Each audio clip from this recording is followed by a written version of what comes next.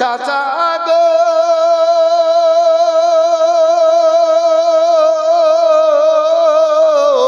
আল্লাহর হুকুম হয়েছে আমাকে কালমার দাওয়াত দিতে হবে। ডানা হাতে যদি তখন আবু তালেব বলেন ভাতিজা আমার বুক থেকে আলাদা হয়ে যাও। আমার রাসূলুল্লাহ বলেন চাচা যান যদি আমার আব্বা হতেন গো আপনি কথা বলতে পারতেন না গো চাচা যান, আপনি একজন জ্ঞানী মানুষ এই কথা বললেন, আপনি আমাকে বুক থেকে আলাদা করতে পারেন চাচা গো। ডানা হাতে যদি আমার সূর্য দিয়ে দেওয়া হয়, বাবা হাতে যদি চাঁদ দিয়ে দেওয়া হয়, সারা দুনিয়ার বাদশাহী যদি আমার বুকে পুরে দেওয়া হয়, এগুলা পেয়ে আমার উম্মতিদেরকে আমার বুক থেকে সরাতে পারবো না। আমার ছায়ার তলে নিয়ে থাকবো আর সবার মাথা বেদনা যন্ত্রণাকে নিয়ে রেখে আমি আল্লাহর কাছে ফরিয়াদ করব। ও বিরোধের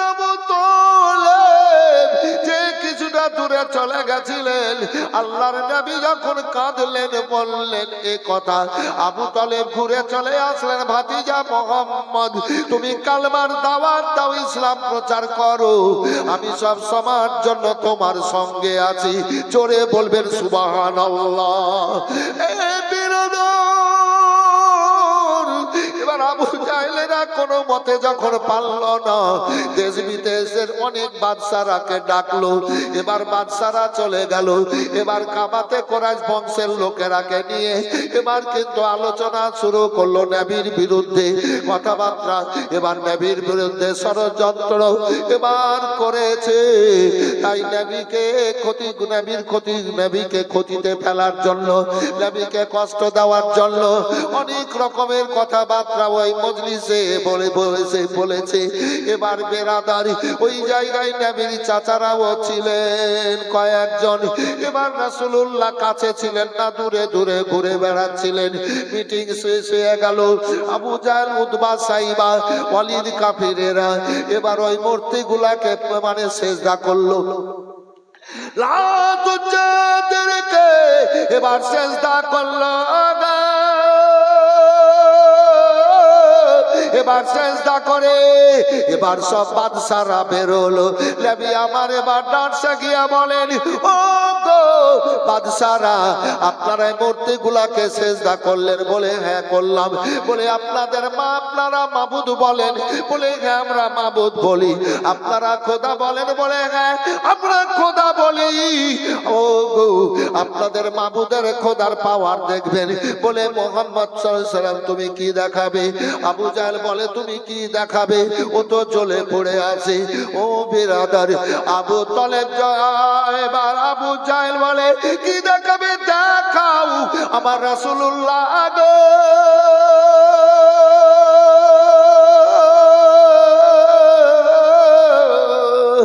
যখন কাবাতে ঢুকলেন প্রত্যেকটা পুতুলি প্রত্যেকটা মূর্তি আমার রাসূলুল্লাহকে সেজদা করলো। জোরে বলেন সুবহানাল্লাহ। প্রত্যেকটা পুতুলি মূর্তি সেজদা করলো আমার রাসূলুল্লাহকে। আবার দেখো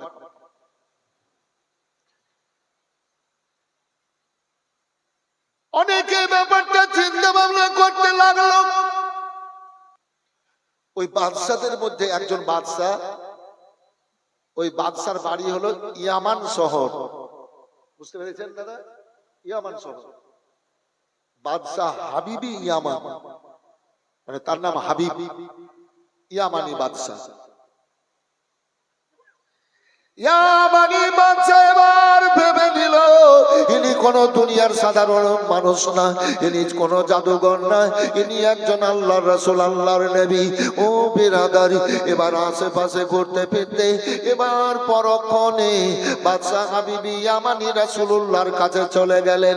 যাওয়ার পর বলেন ইয়া রাসূলুল্লাহ আপনি যে আল্লাহর নবী, আপনি আল্লাহর রাসূল, আপনার বিরুদ্ধে এসেছিলাম আবু জাহেলদের দলের লোক লোক হয়ে আল্লাহু আকবার আল্লাহু আকবার আমি জেনে গেলাম আপনি আল্লাহর দোস্ত আল্লাহর মাহবুব আপনি আল্লাহর রাসূল প্রেরিত দূত ইয়া রাসূলুল্লাহ আপনার প্রত্যেকটা দোয়া আল্লাহর কাছে কবুল তবে আমি ইসলাম ধর্ম গ্রহণ করছি আমাকে কালমা পড়িয়ে নেন বাদশাহ ইয়ামানি এবার কালমা পড়ে নিলেন লা ইলাহা ইল্লাল্লাহ মুহাম্মাদুর রাসূলুল্লাহ সাল্লাল্লাহু আলাইহি ওয়াসাল্লাম আশহাদু আল্লা ইলাহা ইল্লাল্লাহ ওয়া আশহাদু আন্না মুহাম্মাদান আবদুহু ওয়া রাসূলুহু কালমা পড়ে ইসলামের তলে চলে গেলেন বাদশাহ বিবি ইয়ামানি বাদশাহ বিবি ইয়ামানির মন খুব নরম কাদা কাদা কাদা কাদা ভাব খুব নরম বাদশাহ বিবি ইয়ামানের মন যেন খারাপ ও বিরাদার কাঁদো কাঁদো ভাব আল্লাহর নবী গায়েবের সংবাদদাতা নবী বলেন ও বাদশাহ বিবি ইয়ামানি তোমার মন কেন নরম কেন তোমার মনটা কাঁদো কাঁদো ভাব কেন তোমার চোখ ভরা পানি ইয়া রাসূলুল্লাহ আপনি যে আল্লাহর রাসূল আল্লাহর হাবিব নবীর প্রত্যেক দোয়া আল্লাহর দরবারে কবুল নবী গো আপনার কাছে আমার একটা আবেদন নবী আমার বললেন বলো বাদশাহ বিবি আমার বলো বলে ইয়া রাসূলুল্লাহ আমি খুব বড় মুসিবতে আছি গো আল্লাহর নবী আমি বড় মুসিবতে আছি বলে কি মুসিবত বলো বলে আমার বাড়িতে আমার বেটি একেবারে অকেজো বলে কেমন অকেজো বলে প্যারালাইসিস গো আল্লাহর নবী শুধু একদিক নয় গোটা দেহে দেহ অকেজো আল্লাহু আকবার বলে আমার বেটি দুই পা ন্যাংরা এবার হাঁটতে পারে না আমার বেটি দুই হাতের লুলা আমার বেটি মুখে কথা বলতে পারে না চোখে দেখতে পায় না সব সময় যেন মুখ দিয়ে লাল বের হয় ইয়া রাসূলুল্লাহ কাউকে খাইয়ে দিতে হয় উঠে বসাতে হয় গোসল করিয়ে দিতে হয় পেশাব পায়খানা বিছানায় করে পরিষ্কার করে নিতে হয় খুব কষ্টে রয়েছি গো আল্লাহর হাবিব আপনি একটু দোয়া করেন আমার মেয়েটার জন্য আল্লাহ যেন আমার মেয়েকে ভালো করে দেন আল্লাহর হাবিব সাল্লামের কাছে আবেদন করলেন বাদশাহ বিবি ইয়ামানি আল্লাহর নবী আমার মুচকি হেসে বললেন আপন পর সব মক্কাবাসী ব্যবহারে হলো খুশি মুখে দেখে মুচকে হাসি মুখে দেখে মৃদু হাসি সবার প্রাণ জুড়ালো রাহমত নেমে এলো ইয়া রাসূলুল্লাহ দোয়া করেন নবী আমার বললেন বাদশাহ বিবি ইয়ামানি যাও তুমি বাড়ি চলে যাও এবার বাড়ি যেতে বললেন ইয়ামান শহর চলে গেলেন বাদশাহ মানুষ বাড়িতে যাওয়ার পর দরজায় আওয়াজ দিয়ে বলেন দরজা কে আছো গো দরজা খোলো এবার ওই বেটির কানে আওয়াজ চলে গেছে এবার বেটিটা দৌড়তে দৌড়তে এসে দরজা খুলে দিল দৌড়তে দৌড়তে এসে দরজা খুলে দিল এবার তার বাপ আশ্চর্যিত হলেন এ বাদশাহ বিবি ইয়ামানি বেটির দিকে দেখছেন দু পায়ে যেন আর খোড়া ন্যাংরা নেই দুই হাতে লুলা নেই চোখ দিয়ে যেন দেখছে মুখে যেন কথা বলছে কানে যেন শুনছে একেবারে যেন ভালো হয়ে গেছে বাদশাহ ঘরে যাওয়ার পর বেটিকে বলে বেটি ব্যাপার খানা কি বলে আব্বা বুজুর্গ ওই সময় একজন নুরানি চেহারার ব্যক্তি এবার চলে আসলেন ইয়া মুজাম্মিল মুস্তাফা নবী সাল্লাল্লাহু আলাইহি ওয়াসাল্লাম সবাই বলবেন ইয়া মুজাম্মিল মুস্তাফা নবী সাল্লাল্লাহু আলাইহি বলেন ইয়া মুজাম্মিল মুস্তাফা নবী সাল্লে আলা ইয়া মুজাম্মিল মুস্তাফা নবী সাল্লে আলা সাফায়াতের কালারি রাসূলুল্লাহ ইয়া মুজাম্মিল মুস্তাফা নবী সাল্লে আলা খোদার পাক নূরে তৈরি জিনি খোদার পাক নূরে তৈরি জিনি গায়েবের বাণী যার মুখে শোনে খোদার পাক নূরে তৈরি যিনি গায়েবের বাণী যার মুখে শোনে যার কেউ নাই কো গুরু যার কেউ নাই কো গুরু এক আল্লাহ ইয়া মুজাম্মিল মুস্তাফা নবী সাল্লাল্লাহু আলা ইয়া মুজাম্মিল মুস্তাফা নবী সাল্লাল্লাহু আলা কে বলে নবী পাক সোনার পুতুল কে বলে নবী পাক গোলাপের ফুল কে বলে নবী পাক সোনার পুতুল কে বলে নবী পাক গোলাপের ফুল নাই কো সোনা নাই কো গোলাপ নাই কো সোনা নাই কো গোলাপ নূরুল্লাহ ইয়া মুজাম্মিল মুস্তাফা নবী সাল্লাল্লাহু আলা এবার বাদশা হাবিবি আমানের বেটি বলে আব্বা হুজুর গো ওই সময়ে একজন নুরানি চেহারা নিয়ে ব্যক্তি চলে আসলো হাজির হয়ে গেল তারপর আমাকে বলল ও বাদশা হাবিবি আমানের বেটি আমি কথা বলছি তুমি শোনো আমি শুনতে পেলাম ওই ব্যক্তি বললেন ও বাদশা হাবিবি আমানের বেটি আমার দিকে দেখো আমার চোখ খুলে গেল দেখলাম আমাকে বলল তোমার মুখে কথা বলো মুখে কথা যেন বেরিয়ে গেল ও বলল হাতগুলা একবার নাড়ো হাত ভালো হয়ে গেল হাতগুলা নাড়লাম বলে দাঁড়িয়ে যাও আমি দাঁড়িয়ে গেলাম পা ভালো হয়ে গেল ও ব্যক্তি নুরানি চেহারায় আমাকে বললেন ও বাদশা হাবিবি আমানের বেটে যাও ঘরে কাপড় চোপড় নাও নিয়ে গিয়ে তুমি গোসল করো গোসলখানায় গোসল করে তুমি এ পাক পবিত্র কাপড় পরে নাও কাপড় পরে নিলাম গোসল করে কাপড় পরলাম আমি আবার আসলাম আমাকে ওই ব্যক্তি বললেন ও গো তোমার আব্বা কালমা পড়েছে ইসলামের ছায়ার তলে গেছে তুমিও কালমা পড়ো ইসলামের ছায়ার তলে চলে যাও ওই ব্যক্তি এবার আমাকে কালমা এবার পড়ালেন লা ইলাহা ইল্লাল্লাহু মুহাম্মাদুর রাসূলুল্লাহ সাল্লাল্লাহু আলাইহি ওয়াসাল্লাম কালমা পড়িয়েছে আজ রাতে বাদশা হাবিবি আমানের দুই চোখ দিয়ে ঝরঝর করে পানি বয়ে যাচ্ছে আর বলছে না ভাইজান সাদ্দাকতা ইয়া রাসূলুল্লাহ সাদ্দাকতা ইয়া রাসূলুল্লাহ ইন্না দীনা ইনদাল্লাহিল ইসলাম নিশ্চয় আল্লাহর নিকটে দ্বীন ইসলাম সত্য দিন সত্য ধর্ম আইকে যাবি সোনার মদিনা যাদের মনে আছে বাসনা আইকে যাবি সোনার মদিনা পাক মদিনায় গেলে পরে সব দুঃখ যাবে যাবে সব দুঃখ ঘুচে যাবে পাক মদিনায় গেলে পরে সব দুঃখ ঘুচে যাবে নবী পাকের রওজা জিয়ারতে জান্নাত হবে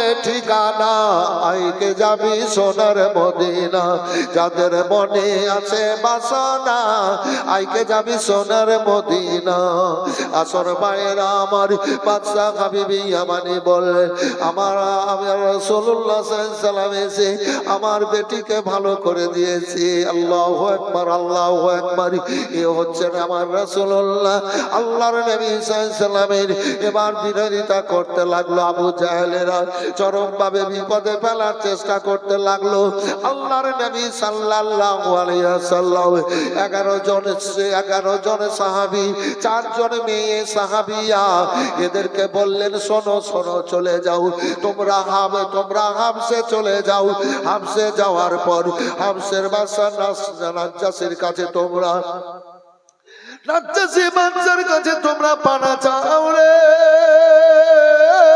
11 জন সাহাবী আর 4 জন মেয়ে এরাকে বললেন রাসূলুল্লাহ সাল্লাল্লাহু আলাইহি ওয়াসাল্লাম তোমরা হাবসে চলে যাও হাবসের বাদশা আসমাকে গিয়ে বলো আল্লাহু আকবার সে তোমাদের সাহায্য করবে সেখানে থাকতে দেবে ও বেরাদারি আল্লাহর হাবিব সাল্লাল্লাহু আলাইহি সাল্লাম যখন হাবসে পাঠিয়ে দিলেন আপনার সাহায্য নেওয়ার জন্য হাবসের বাদশা আসমার কাছে এবার বাদশা কবিনসা পালা ছিলেন তাওরাত ইনজিলের পণ্ডিত ছিলেন আলেম ছিলেন ভাইজান আমার আল্লাহু আকবার আবু জাহেলেরা এবার লোকজন পাঠালো, কাসিদ পাঠালো, এবার খবর নিয়ে এবার নিয়ে যাওয়ার পর এবার বলে ওই বাদশাহ হাবশিকে, আল্লাহু আকবার, নাজ্জাশী বাদশাকে, ও গো এই যে এসছে যারা মুসলমান এদেরকে এখানে জায়গা দিতে হবে না, এদেরকে জায়গা দিয়েন না। এইরকম নতুন দিন ধর্ম প্রচার প্রকাশ করছে, চরমভাবে অন্যায় অন্যায় কথা বলছে বেদের মুশরিকেরা। আবু জাহেলের লোক যারা, আবু জাহেল লোক যাদেরকে পাঠিয়েছিল তারা ওই জায়গাতে হাজিরা। এবার ওই নাজ্জাশী বাদশাহ হাবশের এবার এই সাহাবীরাকে ডেকে পাঠালেন, ইনারা এবার চলে গেলেন। তার মধ্যে আলী কাররামুল্লাহ ওয়াজহুল কারীমের ভাই জাফর রাদিয়াল্লাহু তাআলা আনহু এবার কথা বলতে লাগলেন। ও বাদশার সামনে অনেক কথাবার্তা আলোচনা করতে লাগলো, বলে ও গো আমরা মুহাম্মদ সাল্লাল্লাহু আলাইহি সাল্লামের দিনকে গ্রহণ করেছি, তাকে আল্লাহ রাসূল করে পাঠিয়েছেন।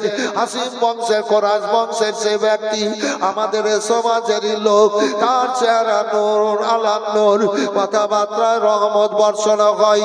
ও গো তিনি হলেন ঈসা নবীর মতো একজন নবী, তিনি হলেন মুসা নবীর একজন নবী, বলে তার নাম আহমদ এবং মুহাম্মদ সাল্লাল্লাহু আলাইহি ওয়াসাল্লাম পড়েছিলেন সেই পণ্ডিত আপনার তাওরাত ইনজিলে মুবাশশারাম বিরুসুলিয়াতি মিন বাদি মুহাম্মদ শুনেছিলেন গো আল্লাহর রাসূলের নামের কথা তিনি জানতেন। এবার অনেক কথাবার্তা শোনার পর তিনার এবার চোখ দিয়ে ঝরঝর করে পানি ঝরতে লাগলো। এবার কালমা পড়ে নিলেন, লা ইলাহা ইল্লাল্লাহু মুহাম্মাদুর রাসূলুল্লাহ সাল্লাল্লাহু আলাইহি সাল্লাম। আর ওই যে আবু জাহেলের লোকদেরকে ধমক টমক দিয়ে এবার বের করে দিলেন বেরাদারি। এ আসমা, এ বাদশাহ হাবশের নাজ্জাশী বাদশাহ বের করে দিলেন। সাহাবীরাকে বললেন তোমরা নিজের ইচ্ছা মতো আজাদি ভাবে চলাফেরা করো, যেখানে খুশি যাও আসো, কোন রকমের কোন বাধা বিঘ্ন আসবে না। এই বিরাদারি এবার ওইখানে ছিল, কিন্তু এদেরকে তো ঘুরিয়ে চেয়েছিল আবু জাহেল। এ বাদশাহ হাবশের নাজ্জাশী বাদশাহ ঘুরিয়ে দিল না, বরং থাকার অনুমতি দিয়ে এবার আজাদি দিয়ে দিলেন। ভাইজান আমার, ওই বাদশাহ ইন্তেকাল যখন করেছিলেন নবীর কাছে তো যেতে পারেননি, নবীর কাছে যেতে পারেননি। ইন্তেকাল নবী তো দেখেছেন, মারা গেল, এখানে দফন হয়েছে ওই হাবশের শহরে। তবে তিনার জানাজা আমার রাসূলুল্লাহ মদিনায় পড়েছেন। জোরে বলেন সুবহানাল্লাহ। মদিনায় পড়েছেন, সাহাবীরাকে নিয়ে দোয়া করেছেন। মানুষ জাহান্নাম থেকে জান্নাতে কিভাবে আসে দেখুন। এবার সাহাবীরা ওখানে এবার হাবশের বাদশা নাজ্জাশীর এবার ছায়ার তলে এবার বসবাস করতে লাগলেন। পরক্ষণে আবু বকর সিদ্দিক রাদিয়াল্লাহু তাআলা আনহুকে মক্কা শহর থেকে মানুষ এবার সরিয়ে দেবে। কোরআন শরীফের আয়াত পড়তেন, মানুষ এবার শুনতো, এবার আসর পড়তো, আবু বকরের দিকে ছুটে ছুটে যেত, বলে আবু বকর ঘরের মধ্যে যদি না পড়ো, বাইরে ঘরের মধ্যে পড়ো, তো বাইরে পড়তে পাবা না, আর যদি পড়ো তোমার উপরে কঠিন আর মানে কষ্ট, তোমাকে কঠিন কষ্ট দেওয়া হবে। আল্লাহু আকবার, আল্লাহু আকবার। যদি তোমার বাইরে পড়ার খেয়াল থাকে তুমি মক্কা শহর থেকে বাইরে চলে যাও। এবার বাইরে পাঠিয়ে দিচ্ছেন আবু বকর সিদ্দিক রাদিয়াল্লাহু তাআলা আনহুকে। ওই মক্কার কাফেরেরা, ও বিরাদার, রাস্তায় আবু দাগানা বলে একজনের সঙ্গে দেখা, বলে আবু বকর আপনি কোথায় যাচ্ছেন? বলে আমাকে মক্কার মানুষ বের করে দিল, শহরের মানুষ বের করলো, আমি চলে যাচ্ছি ওই সিরিয়ার দিকে চলে যাব। বলে না না, আপনাকে ছাড়া হবে না, আপনি মক্কা শহরে থাকেন, আপনার মতো জ্ঞানী লোককে শহর থেকে বের করা হবে না। আপনার সুশান্তির জন্য, সুখের জন্য যা ব্যবস্থা হয় আমি ব্যবস্থা করব। এ বিরাদার, আবু বকর সিদ্দিক রাদিয়াল্লাহু তাআলা আনহুকে রেখে দেওয়া হলো। ওপরে দিকে গো আল্লাহর কবি সাল্লাল্লাহু আলাইহি সাল্লাম যখন কাবাতে নামাজ পড়তেন, এবার ওই কাফের মুশরিকেরা অনেকে অনেক সময় উটের লাড়ি ভুঁড়ে টানতে টানতে নিয়ে গিয়ে আমার রাসূলুল্লাহর উপরে চাপিয়ে দিত। একদিনে লাড়ি চাপিয়ে দিয়েছে, এই রাতে মা খাদিজা রাদিয়াল্লাহু তাআলা সব সময় দেখাশোনা করতেন।